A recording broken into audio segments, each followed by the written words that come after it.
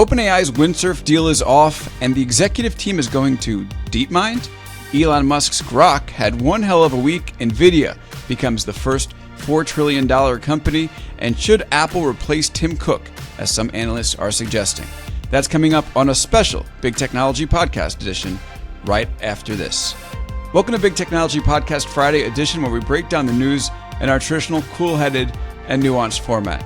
Boy, do we have a treat for you, because today, Box CEO Aaron Levie is joining us to break down this week's news, and we have a full slate, a more than full slate, because OpenAI's Windsurf deal is off and the team there is going to Google DeepMind. We can also talk a little bit about Grok, the ups and the downs, big ups, big downs, Nvidia hitting $4 trillion, and then of course these rumors that Apple wants to replace Tim Cook. So great to see you as always, Aaron. Welcome back to the show. Good to be here. What a week in tech.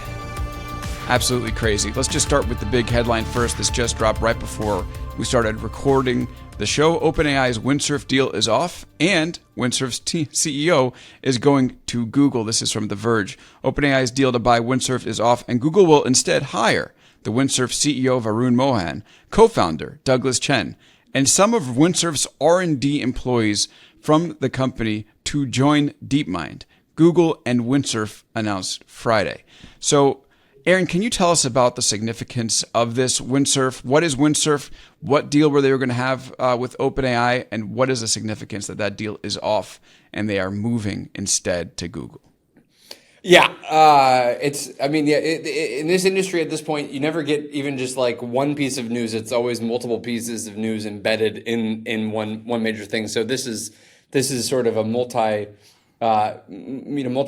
announcement, I guess. So Windsurf has been one of the faster growing AI coding platforms. It's an IDE that is built off of VS Code that lets you have agents that automate your coding, and quite successful, particularly in the enterprise. They were one of the first to really kind of nail the enterprise-oriented sales motion. Lots of protections for data and your code base that they had a good fit on. Varun's a fantastic kind of founder entrepreneur, and the expectation I think was that they were going to be acquired by OpenAI, help OpenAI really kind of boot up their coding efforts, and clearly that's now off. Obviously, the rumor in that process was there was some structural issues with maybe the Microsoft terms and different parts of that deal. It's no one has ever kind of explained exactly the problems there, but now with that deal off and Varun and team going over to Google, it's a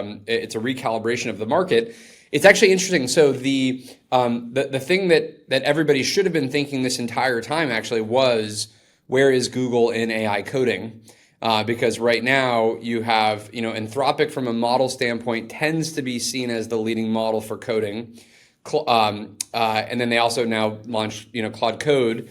OpenAI launched Codex, which is a very strong kind of offering in an agentic coding experience, and so the odd man out there is Google, where Google has is a very deep engineering centric organization, and so one would have imagined that they would want to be front and center with AI coding. The Gemini 2.5 model is seen as very good at coding, but again, it's in this a little bit of no man's land because they neither have an IDE nor do they have what tends to be the best coding model from Anthropic. So they had to do something in this space, and this is a pretty exciting move to launch into.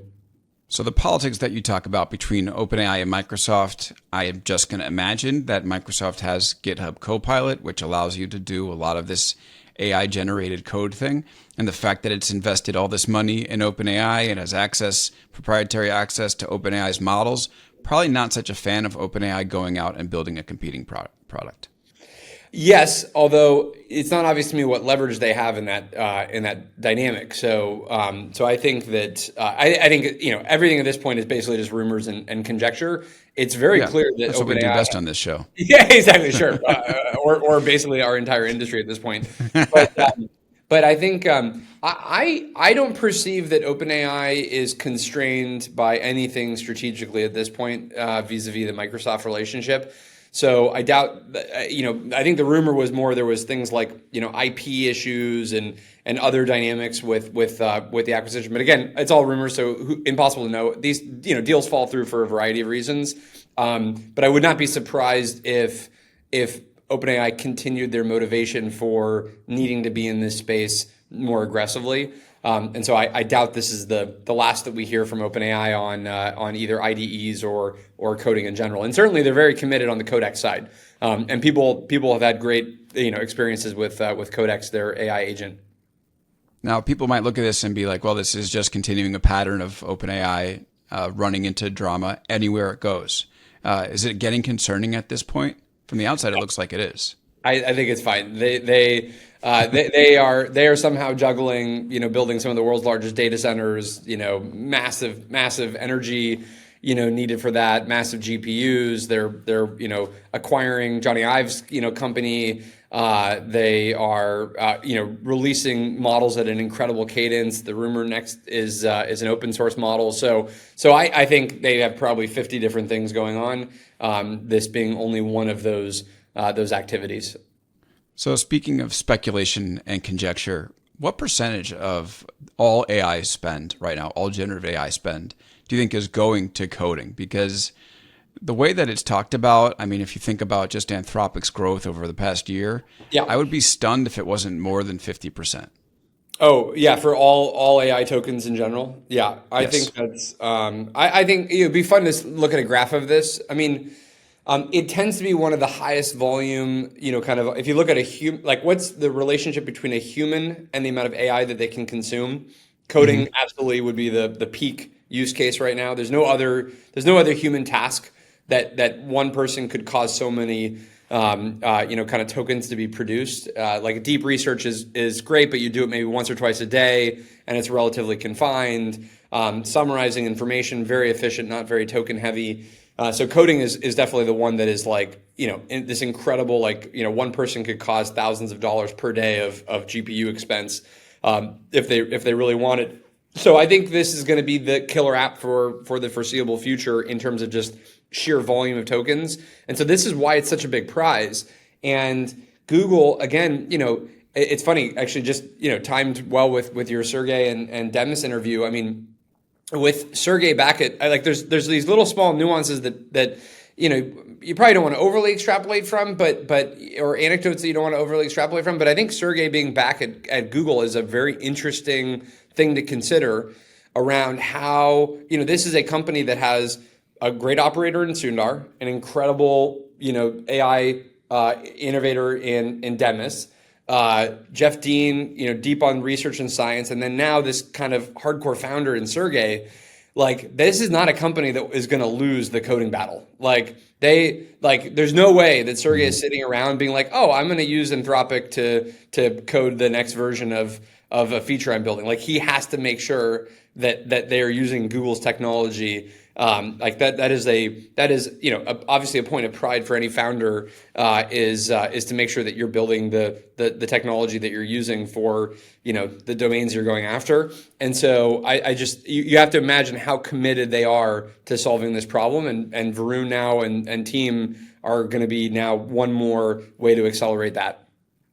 Maybe that's the reason why Mark Zuckerberg is deciding to spend billions of dollars on AI talent, seemingly. It's because they started using Sonnet, I think, for coding. So he realized there was a problem there. Well, it's not That's crazy, right? rumors. Yeah, I mean, think about all of these founders, right? Greg Brockman at OpenAI, Sergey Zuck. I mean, they don't want to walk around their office and find out that the thing that everybody's really excited about is somebody else's model. So that is like. That would be like if you worked at Facebook and everybody was on X all day long and not using Facebook. So like these things are very major points of pride for these founders, which makes the race so exciting to be watching. Yeah, back when I was reporting on social media, whenever there was a trend on Facebook, when they had their trending column that originated on Twitter, They would never say people are talking about this on Twitter. They'd say they're talking about it on social media, and then point back to Facebook posts of people talking about the Twitter thing. So Yeah. I think that really goes to the hubris of these companies. And just to put a finer point on what you were saying, for those who are listening and are maybe more on the financial side, not that technical, you're paying for it's generative AI, so you're paying for tokens, the characters that these machines generate. And so when you say build me a web app, it's just tens of thousands, if not hundreds of thousands of tokens, and that's why we're seeing people spend this much money in coding. So I'll give you an example of how crazy this gets. I was talking to a founder this week where, every day I see something that I'm just like I have to completely reassess my estimation of the future. This founder is right now a solo founder. He has many different, I don't know if it's 5 or 10 or whatever the right number is, many different agents in the background going off doing individual parts of his code base, as well as the marketing kind of website that he has to build for this product that he's working on. And so he is effectively, as a solo founder, a manager of multiple agents doing all of this work. And then his job, and basically the new form of engineering work out there, is to come up with incredibly precise prompts that are super tuned for his use case, and then kick off all these agents in the background that are going off and doing work. And then he goes and reviews their code, and he integrates that code into the broader code base. And then, effectively is there, reviewing and auditing all of their work. The reason why that's so impactful is, or meaningful, is that one person could literally be causing tens of thousands of dollars a month in AI consumption because of just the single actions that he is doing. So while that's not going to be the behavior of everybody on the planet, that is a massive force multiplier of human to compute ratio that we've just never seen in computer history. OpenAI isn't the only one making headlines this week. There's been some crazy stuff happening with Grok. Both a new model, Grok 4, and the behavior of Grok has been disappointing, shall we say. So let's start with the actual new model first, and then we'll talk about the alignment issues, or maybe this is what Elon Musk wants in terms of the way that it's behaving. So Elon Musk builds this massive GPU cluster in Memphis called Project Memphis. He calls it Colossus. I think that was the name of this GPU cluster. And we finally see, I think, the first model that's built on top of it, Grok 4. This is from Tom's Guide. Grok 4 is live. Here's what makes it Elon Musk's most advanced AI yet.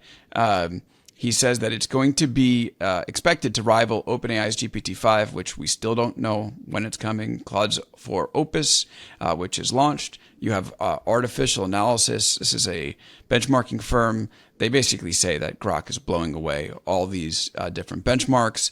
And then, of course, in the ARC AGI test, it outperforms every model by a significant margin. Some have said maybe these benchmarks are, maybe Grok is just benchmark hacked, or you can't believe them. But it seems like there's enough evidence here that there's a chance that making this GPU cluster massive has worked for Elon Musk. What's your read on it? Yeah, I think it is working empirically. Obviously, you can, and we saw this with Meta a little bit. You can sort of train your models to perform better at some of the evals or the benchmarks, which then somewhat can delude you into thinking that the model is better than it is, where it's really just better at these kinds of tests. However, right now, I think most of the evidence is that this is a very high performing model, kind of across the board. It continues to align with the theory that more compute, more data generally is going to produce better models.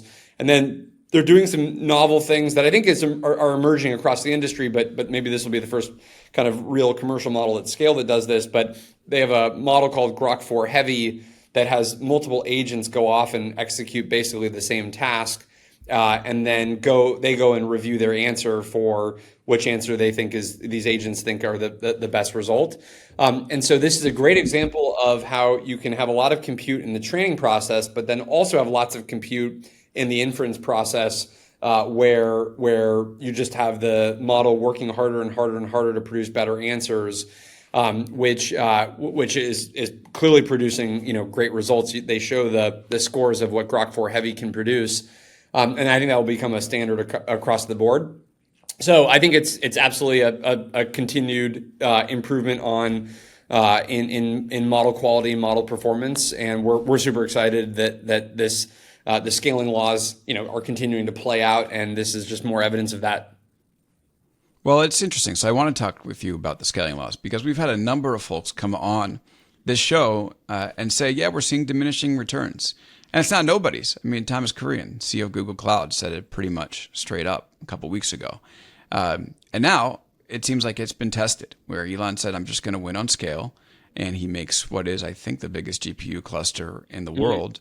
And it looks like it is producing. There was one of his engineers, a guy named Uday Rudajaru, he's left and he's going to OpenAI to work on Greg Brockman's scale team. And I messaged him after he left and I said, do you believe in the scaling laws after what you've seen? And he says, yeah, the more GPUs, the better. And it looks like that's what they're showing. So what makes for this disconnect between everybody yelling diminishing returns and what we're seeing now, which is like, maybe that's not the case? Well, I would kind of say that both can be true. Diminishing returns is, first of all, it's a relative concept. So diminishing relative to what rate. But I think the way to think about it is if you think about a curve that eventually sort of asymptotes, all that matters is where are you in that curve. So if a curve is sort of like this and it's asymptoting right here, well, if we're right here, that's bad. But if we're right here, it will be quote unquote diminishing returns, but you haven't asymptoted or plateaued yet. And so all that matters is where you are on that curve and trajectory. And you can see based on some of the evals, it's not as if that there's going to be a 10x improvement in intelligence anytime soon, simply because some of these evals were already at 80 or 90% of where the eval's at, and so there isn't even room for the model to be 10x better. And so that might mean though that you have to apply 5 or 10x more compute to get to that that last mile of intelligence, which again would be both diminishing returns, but also something we would still continue to drive as an industry because you're still just going to appreciate that quality difference. And so that I think is totally fine. In general, talking to enterprises, we're already for the most part, with many exceptions, we're already for the most part in a position where the technology well exceeds anybody's ability to adopt all of these benefits so far. So simultaneously, we want the progress to continue at this exact rate, and there's most use cases on the planet still could be benefited just by even what today's models can do. So we want more innovation, we want more compute, we want more intelligence. But even if you stopped right now, you'd still have, massive amounts of economic gain get delivered from what we've already created. Right. But I guess the question really is for those, and I don't think you've said this, but there's many in the AI industry saying, well, the scaling laws are a straight shot to AGI if we keep making things bigger. So I guess I'm trying to test what we're seeing with Grok, test that statement based off of what we're seeing with Grok. I'm not going to make any predictions on that front, because But do you think this is evidence for or against? I think the smartest people on the planet have two totally different views, and so I'm not going to get in the middle of that one. I mean, clearly you have people like Ilya, where it's rumored that he's working on a different architecture and maybe a different path. And then obviously you have other people that are let's just throw more compute and data at the problem. I think you can start to sense actually as an industry that the AGI term has actually kind of gone into the backseat, and right. Obviously more of the conversation is around superintelligence.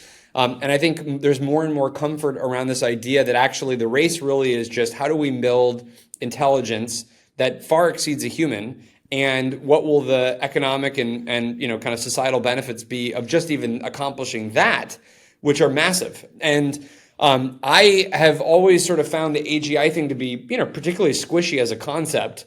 I in the B2B world, I deal way more with just like utilitarian concepts, and so super intelligence and this idea of we have AI that will far exceed a human, like that alone is enough of a breakthrough to be shooting for. And I think what you're seeing with scaling is we will be able to certainly accomplish our collective definition of superintelligence with the current path we're on with scaling laws. Okay, so you would say that there's two camps. One is keep scaling, and the other is we need new techniques. Well, So, if that you have, right? yeah, if you put Jan LeCun, Ilya, and Demis would be in that category if we need new techniques. and Demis in one category, and then you put a bunch of sort of scale maximalists. Who would that they be? would have Dario?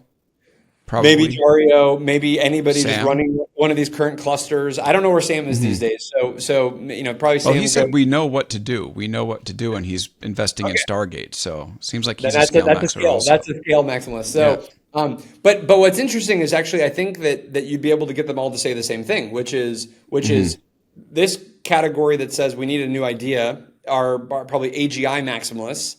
And then there's another category, which is like, actually, it's already proving out the economic and societal advantages of even our current approach to AI. So just let's keep running that for as long as possible. And we'll just keep eking out more and more benefit. Like you could already dramatically improve every healthcare experience on the planet just by using whatever the latest, state-of-the-art model is in every area of healthcare. Like everybody will absolutely get better doctor diagnosis.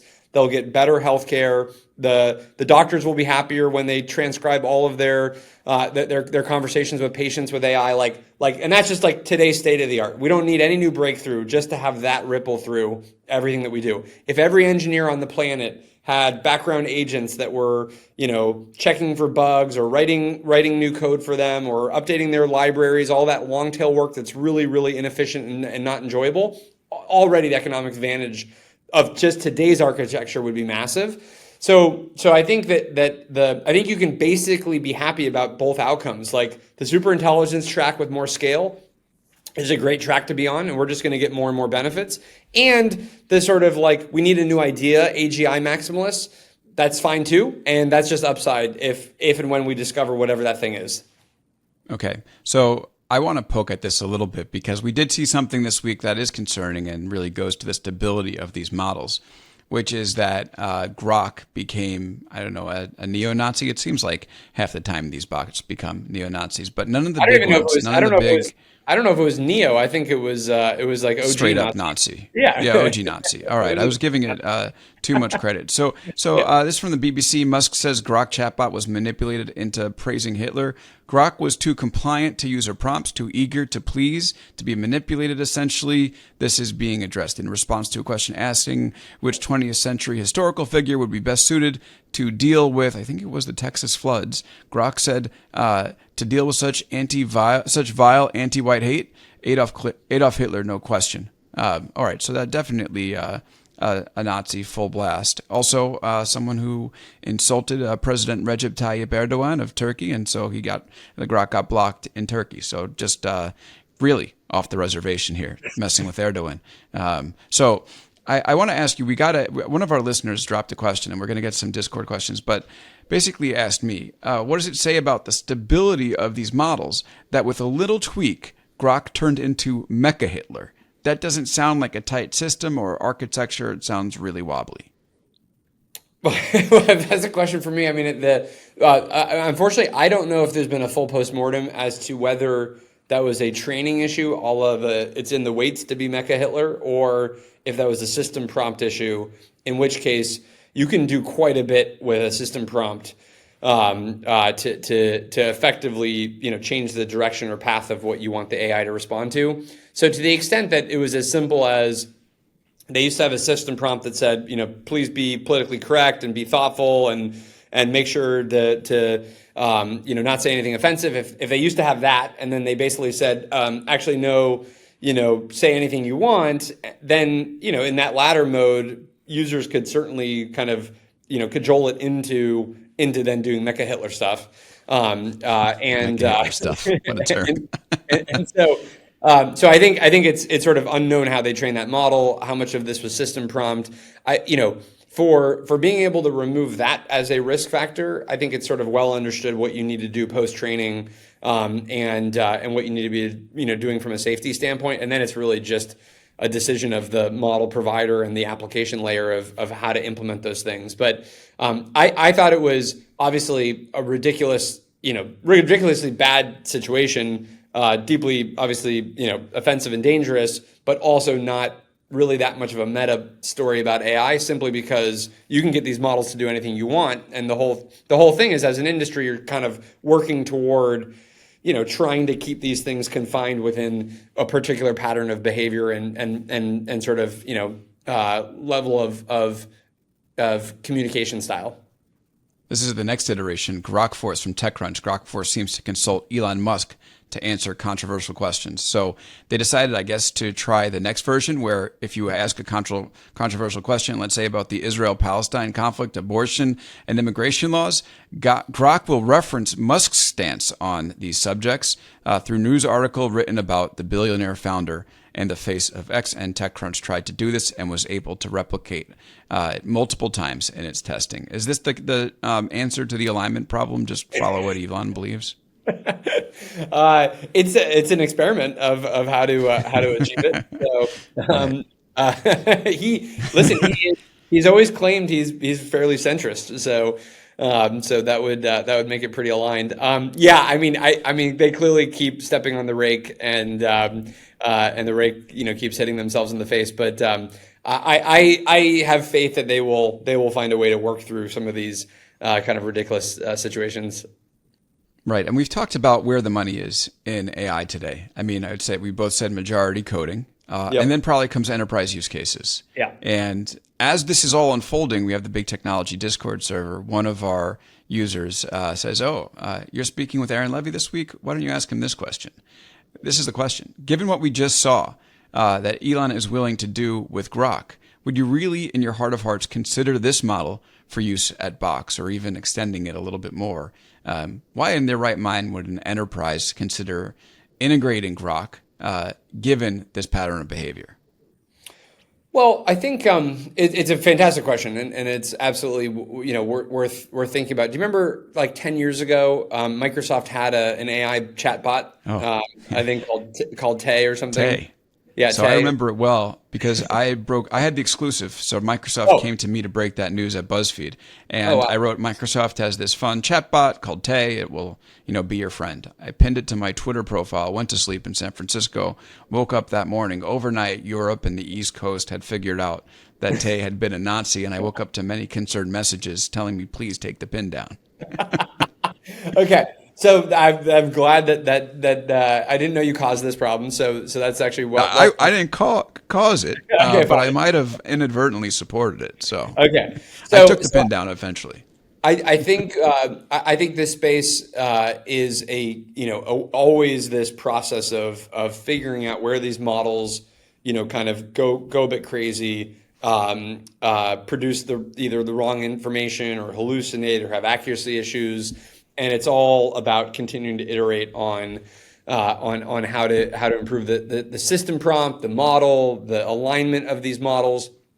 And so just judging by both how they responded, they took it down, almost immediately as these examples were coming out. The fact that they acknowledged kind of why this was occurring and what they're working on about it. I think that they will continue to improve their model and the AI system, and then it's really up to individual customers to decide which model do you trust, what do you want to use, and I think everybody should take into all of the factors that they would want to consider. So we're certainly not in the business of telling our customers which type of AI model to use. There's going to be some that have really perfected a use case, and so thus you're going to want to use a particular AI model, but I think everybody has to make their own decision of which AI to use. Yeah, I guess their point was, if you're an enterprise, I think this is one of the examples given. If you're an enterprise and you're using like Grok to write emails, you don't want it to, like, in the middle of responding to a sales request, to be like, and by the way, who was great? Hitler. But my guess, I haven't read all of the. I haven't read all of the, if they've done a postmortem or anything. My guess is that that's not built into the model as much as right. It was more of a Grok kind of specific application issue that caused that. But let's see what they how they respond. I just want to quickly agree with you here because Elon, we had talked about this actually on the Monday show with MG Siegler, that Elon had repeatedly, talked about how he lost control of Grok, and it was citing media matters to try to take down cat turd, which we know is a capital punishment worthy crime in the Elon universe. And he kept saying, Grok's getting a rewrite. So this is clearly a post-training snafu where they took it from something that was politically correct. They wanted to make it less politically correct. And this is sort of where you get on the internet when you want to go there. All right. Let's take a. Sorry, go ahead.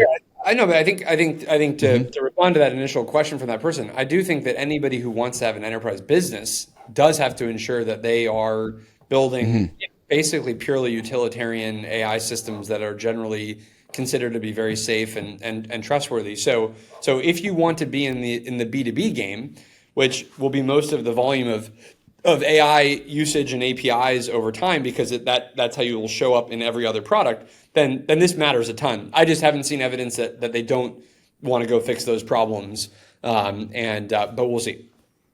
Okay. Yeah, I hear you. I think you're probably right here. All right. I want to go to break. Before we go to break, if you are on techmeme.com this weekend, you probably see that this podcast is showing up as the top podcast in a list of shows. It's reverse chronological, so we posted it, I think, most recently before the weekend. But it's a great placement, and I want to thank TechMeme for it. If you're not familiar with TechMeme, it's read by tech industry leaders, executives, VC founders, key product people. It has info-dense headlines summarizing the news and enabling leaders to absorb what happened in tech as quickly as possible. I use it all the time for the show, and it provides unique and valuable context, including related news, tweets, blue skies, threads, when people are still threading. Highly recommend TechMeme. Thank you, TechMeme. It's really great to be partnering with them. All right, we're going to go to a quick break, and then we're going to talk about Nvidia hitting $4 trillion. And we're back here on Big Technology Podcast with Box CEO Aaron Levie. Aaron, the money, for an industry that is majority enabling coding use cases, keeps pouring in. And we now have our first $4 trillion company. I think MG Siegler pointed out that the first $1 trillion company was Apple. The first $2 trillion company was Apple. The first $3 trillion company was Apple. The first $4 trillion company is Nvidia. So it just goes to show you all those decades of working to sell computers and iPhones. Now the GPUs are the hotness. This is from the Times. Nvidia spent 3 decades building a business worth $1 trillion, 2 years turning itself into a $4 trillion company. Is it just another number, or is there something significant about this? I think someone said it's like 4 trillion is like 4% of the entire GDP. I think it's fun. It's a fun milestone. There's obviously nothing magical about 4 versus 3.999. So to some extent it's mostly symbolic. But I think what it being the largest company in the world is as an embedded message in it, which is just the point of leverage that Nvidia has relative to essentially what everybody is betting on as the future of the economy, which is an AI-powered economy with robots and self-driving cars and AI systems that we chat with and agents that do work for us. You would expect that a meaningful portion of the profits of that economy will accrue to the infrastructure providers of that economy. And as you go through the stack, you've got the hyperscalers, you have the model providers, you have the chip providers, and Nvidia is in the pole position, on the chip front. So I think it's well deserved. Jensen's a beast. He's just worked obviously insanely hard for decades to get to this point, right? And so it's right place, right time, with many decades of building up to be able to be in that position. And so I think it's an important milestone for sure. So speaking of these big numbers, though, I mean, eventually they have to be tied to reality, and it's not just Nvidia, right, which is going to have to justify $4 trillion now. I mean, I guess the the scaling laws news is good for Nvidia. Maybe that's part of the reason why it's up today. But you also have CoreWeave, which is at a 4x jump in its share price after like a pretty underwhelming IPO. And then you have Meta spending all this money on talent. Newcomer says this AI data center mania conjures up the B word, which it means bubble. Is it something to fear? What do you think about this term bubble? Applicable? I think it's all well placed at the moment. So if you think about, let's just fast forward 20 years. One cool thing, actually, maybe just small anecdote. One cool thing is Waymo just arrived in where I live in Silicon Valley in the peninsula, and everybody in downtown SF has already kind of had their religious moment on this, but we've never had it in the suburbs. And you get into one of these things, and it takes you to a meeting or it takes you to dinner, and it's a completely life-altering experience of just imagining in 20 years from now, what if every car you get into is autonomous? What if every factory you go to has, is like 80% robots just running around? What if every computer you use is augmenting your work by a factor of 10 just to work on your behalf to do way more?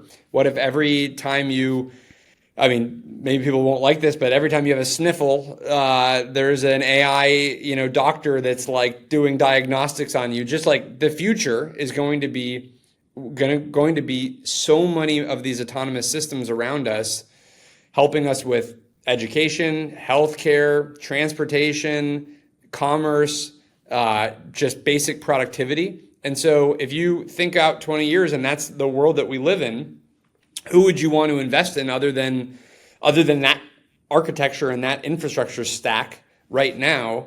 And Nvidia would be at the center of that, but then many of these other players and platforms would obviously be in that investment case. So I don't think it's crazy, and I think it's 100% sort of directionally aligned with where the economy is going. I thought 3 trillion was surely the end of it, but we reached 4 so quickly, and I'm just like, oh no, like, is it going to hit 5 soon? At this point, there's nothing that's out of the imagination for me. I mean, we probably need to start talking about the tens. So, like, what will really? that? Yeah, why not? Okay. Yeah, sure. That's true. Okay. How long? And all right, over under Nvidia 10 trillion by 2028. Oh, I'll give it a little bit more time, but to be worth $10 trillion, you probably want, 300 billion in profit, let's say. And so with their margins, that means that, they're doing 400 billion in revenue. Like, that's totally not crazy. 400, 500 billion in revenue for Nvidia. That is a totally realistic scenario to imagine. Okay, this isn't investment advice, but I'm starting to scratch my head here. All right. So, of course, there's a company that they've replaced as like the one that's been setting these bars which is Apple. Yeah. This is a report in Bloomberg. Apple should consider replacing Tim Cook as CEO, Lightshed says. So the story says Apple should consider replacing Tim Cook as the iPhone maker struggles with artificial intelligence, raise significant risks for the company. Apple needs a product-focused CEO, not one centered on logistics, the two analysts said. Missing AI could fundamentally alter the company's long-term trajectory and ability to grow at all. AI will reshape industries across the global economy, and Apple risks becoming one of its casualties. It's great setting this up, right? Could Nvidia hit $10 trillion?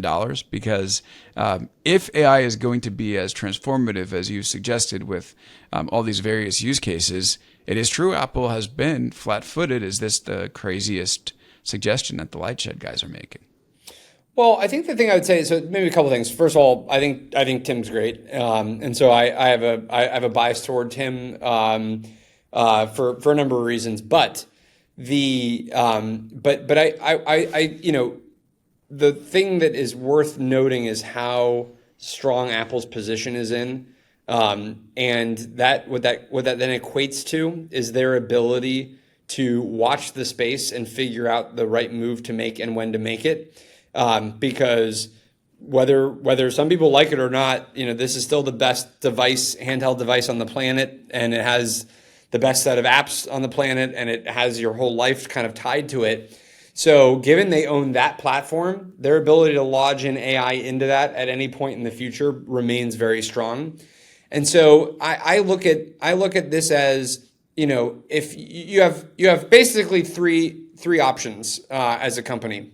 You could be a first mover and then totally sort of have a debacle and it not work. And we've actually seen plenty of examples in AI where the first mover is no longer the relevant player. You could have a scenario where you are a first mover that has a compounding advantage that continues to persist. Let's say OpenAI is in that category.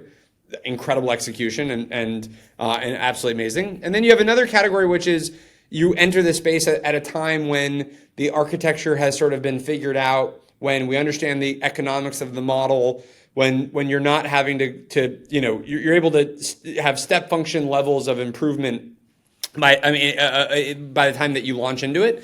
And I think maybe Apple didn't purposely make that choice, but they are clearly in the position where they can actually have that choice now.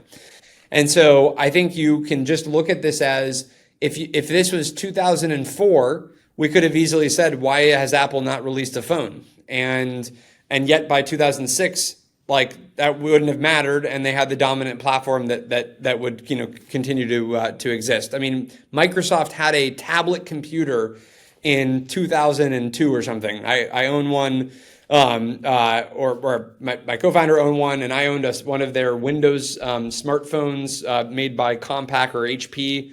And so think about that they had the smartphone and they had the tablet computer first, and neither of those things mattered to the long-term dominance in the space. And so Apple has a position and a potential of basically when the time is right to jump in, they still have the devices that we're using, they still have the OS that we're using, and they'll be able to have learned from all of the mistakes of various companies along the way. So I wouldn't count them out, and I think they are clearly sitting around saying, when is the right time to pull a trigger on a much bigger move? And so I think we have to just wait for that.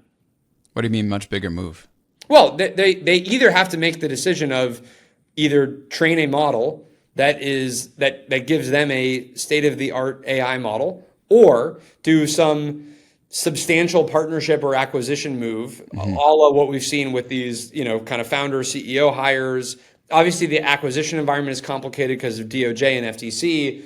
But I would certainly be astonished if in 2 years from now there wasn't one of those choices being made. But I'm not sort of that worried that it hasn't been made yet. So, all right, here's my galaxy brain idea. Yeah. It's one step further from the typical galaxy brain. So I've been on the show advocating for Perplexity. Maybe I've been thinking too small. Let me put it this way. Apple just lost its COO this week, Jeff Williams. Mm-hmm. And everybody thought Jeff Williams was going to be the successor to Tim Cook. Are we now in a moment of setup where Sam Altman and Johnny Ive have teamed up on a device? Tim Cook is getting ready to retire in the next couple of years without a clear successor now that Williams is gone. Do we see the ultimate tech merger where OpenAI becomes for profit and Tim Cook says, Sam, Johnny, pick up the legacy? They did the picture. I think they want this. Can it happen? That is a wild that is some wild fan fiction. I mean, anything could happen. I think that should be totally in the category of options. If you're being realistic, by the time that moment would likely occur, OpenAI should be much bigger. That would be much more complicated than as a deal. But I like certainly as a brainstorm, it's a great way to brainstorm. Okay, that's a very nice way to let me down. And yeah, I said merger for a reason. I wouldn't call it an acquisition. It might have to come at this point where the two just come together that way. No, fair point. And I've seen crazier things in my life now in tech, so I can't write anything out at this point. So okay. Let's see what happens. Let me put it this way as we end. I think that type of deal is far more likely than Apple buying Anthropic. Just because it's going to require something so much more substantial, or why would that be more likely? Because I think it's a better cultural fit. I think the Anthropic team and Apple would clash, but I think OpenAI going into Apple, could potentially work. Although OpenAI is much leakier than Apple. Although Apple leaks everything to Gurman these days. So. The only thing I would just suggest or posit is this. It'll be fascinating to watch what Meta does with obviously its new superintelligence org, because because we actually already saw it with Grok, to be clear, but Meta will be a second round of this. If from a more or less standing start, they're able to accomplish, let's say, some new breakthrough state-of-the-art model in 6 months, 12 months, 18 months, or whatnot, I think what that will prove is basically it still remains largely a talent and compute and data game, which means that you don't really need to buy an existing incumbent. You mostly just need to decide to go big on the compute and on the training, and obviously have the right talent to do that. And the day that like it doesn't really matter whether you had all of the other prior versions to, like, before that moment, like you're doing a reset no matter what. So I would just argue that, like, we get all excited about this idea of some big mega acquisition, but right. It's not a problem that requires that kind of scale, except for when you're just doing the capital expenditure of the GPUs. You really just need the right talent, the right training data, and the right compute. So I would more bet not on one of these very large multi-tens of billions of dollar deals, simply because there's other paths to get there that are not as complicated. That's a great point. I mean, it's less about, an individual company's IP, because everyone's effectively sharing the IP. It's about productizing it, right? Well, that's exactly right. So if you imagine this industry, within 1 year, every single breakthrough idea eventually gets discovered by everybody else. Like, there's nobody has kept an advantage for more than a year on some secret idea that only they have. And so Apple's ultimately advantage is they have a distribution model that nobody else has, and they have a form factor of where AI could show up that nobody has. So they don't necessarily need to have the best model relative to 1 or 2 months being ahead of anybody else. They just need to have, like, a good enough model that any one of our non-tech friends would just be like, this is fantastic, I love this thing, which is just not, again, does not require that scale of acquisition or whatnot. All right, everybody, the website is box.com. You could also find Aaron's very insightful posts about AI on LinkedIn, Aaron Levie, and on X. His handle is Levie Aaron. This was so fun. It's always great to speak with you. I appreciate the time. Thank you. Good to see you, man. Take care. You too. Thank you, everybody, for listening, and we'll see you next time on Big Technology Podcast.